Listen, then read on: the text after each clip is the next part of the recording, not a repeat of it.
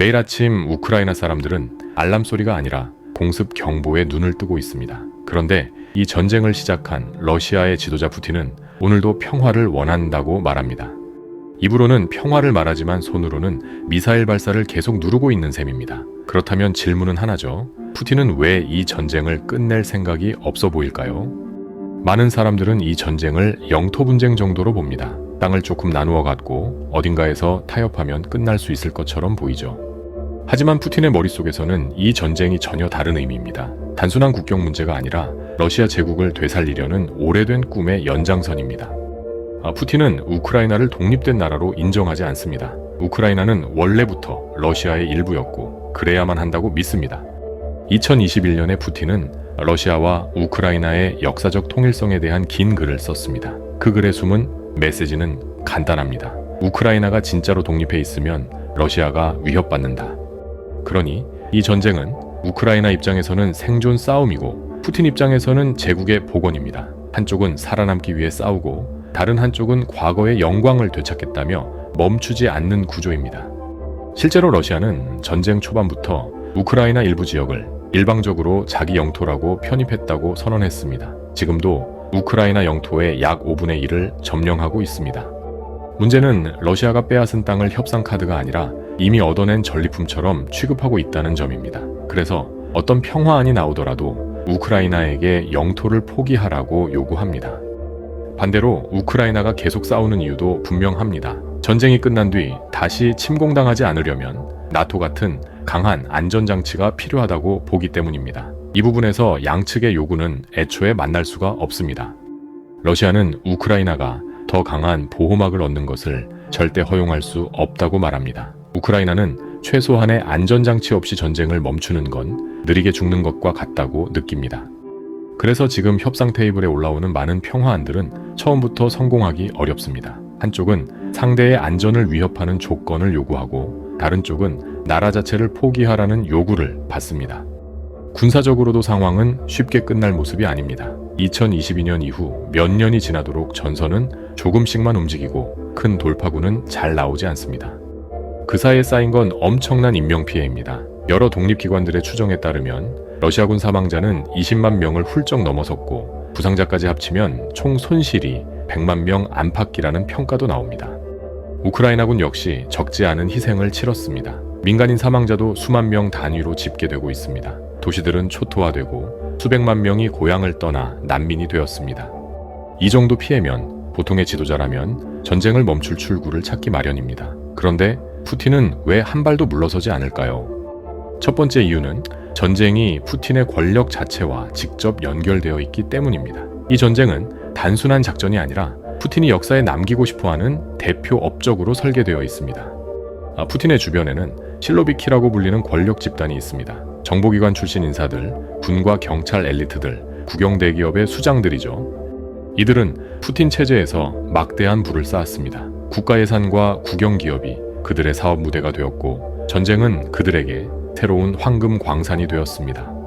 러시아의 2025년 예산을 보면 국방비가 전체 지출의 3분의 1 정도를 차지할 것으로 추정됩니다. 국방비와 치안 예산을 합치면 국가 돈의 상당 부분이 전쟁 체제를 유지하는 데 쓰입니다.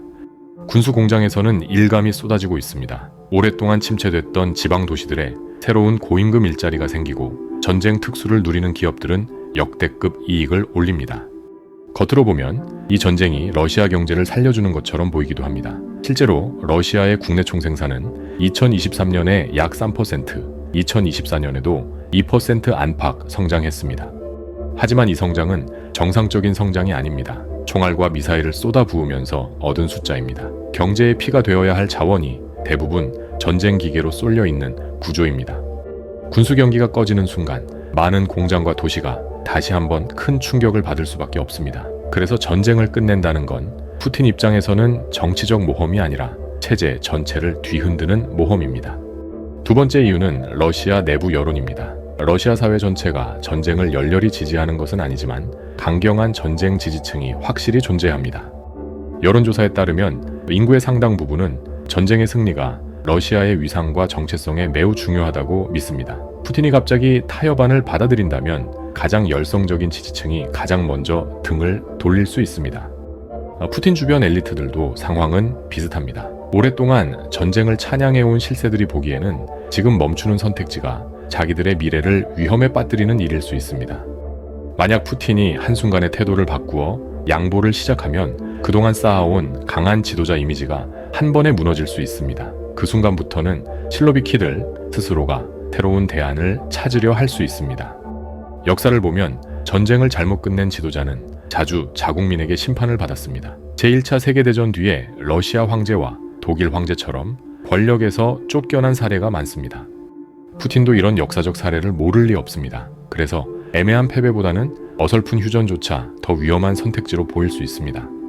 세 번째 이유는 전쟁이 끝난 뒤 돌아올 참전 군인들입니다. 수십만 명의 병사들은 살아 돌아오면 누가 이 모든 일을 저질렀는지 묻게 될 것입니다.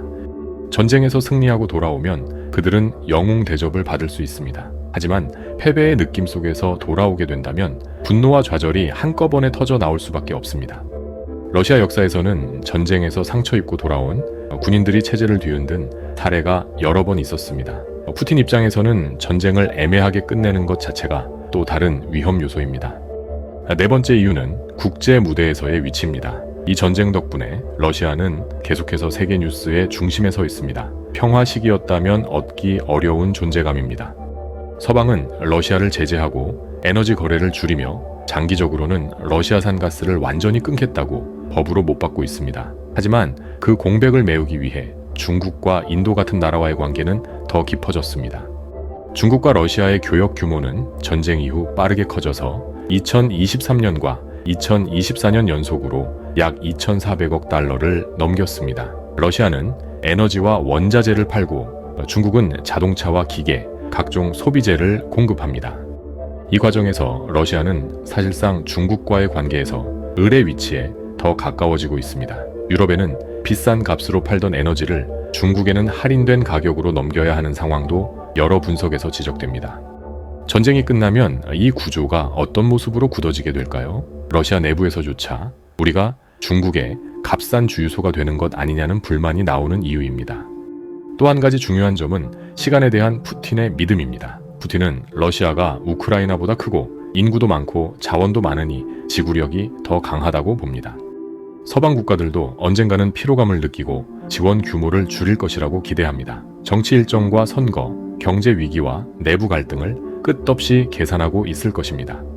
그래서 협상 테이블에서도 진짜로 타협하자는 태도보다는 시간을 벌려는 태도가 자주 보입니다. 겉으로는 회담에 나오고 평화를 말하지만 실제로는 상대가 받을 수 없는 조건을 내놓습니다. 조건이 거절되면 푸틴은 이렇게 말합니다. 우리는 평화를 원했지만 우크라이나가 거부했다. 그리고 그 사이에도 포탄과 드론 공격은 계속 이어집니다. 2025년 말 현재에도 동부전선에서는 새로운 기계화 공세가 이어지고 있고 우크라이나는 러시아 본토와 흑해의 유조선을 향해 드론 공격을 감행하고 있습니다. 이처럼 전쟁은 군사적 이유, 이념적 이유, 경제적 이해관계, 권력 유지라는 네 가지 줄에 촘촘히 묶여 있습니다. 푸틴에게 평화는 전쟁보다 더 위험한 선택지일 수 있습니다. 전쟁이 끝나는 순간 지금까지 숨겨왔던 모든 계산서가 한꺼번에 책상 위로 올라오기 때문입니다. 누가 책임을 질 것인지, 얼마나 많은 피를 흘렸는지, 경제는 어디까지 망가졌는지 러시아 사회는 그 질문들을 피할 수 없습니다. 그래서 푸틴 체제는 전쟁이라는 거대한 소음을 계속 키워야 합니다. 그러면 사람들은 질문할 여유를 잃고 뉴스의 속보만 따라가게 됩니다. 하지만 전쟁이 길어질수록 러시아와 우크라이나 모두 자원을 소모하고 젊은 세대의 미래를 잃어버리고 있습니다. 이 전쟁이 끝나는 날은 단지 협상 서류에 도장이 찍히는 날이 아닐 것입니다. 러시아 안에서 전쟁을 당연하게 여기지 않는 사람들이 목소리를 내기 시작하는 날, 권력 구조가 변하기 시작하는 날일 가능성이 큽니다. 오늘도 우크라이나의 시민들은 지하 대피소와 파괴된 도시에서 일상을 이어가고 있습니다. 그리고 러시아의 시민들도 전쟁이 만든 경제와 선전에 묶여 살아가고 있습니다. 전쟁을 끝낼 열쇠는 한 사람의 야망이 아니라 이 수많은 사람들의 선택과 용기에 달려 있습니다.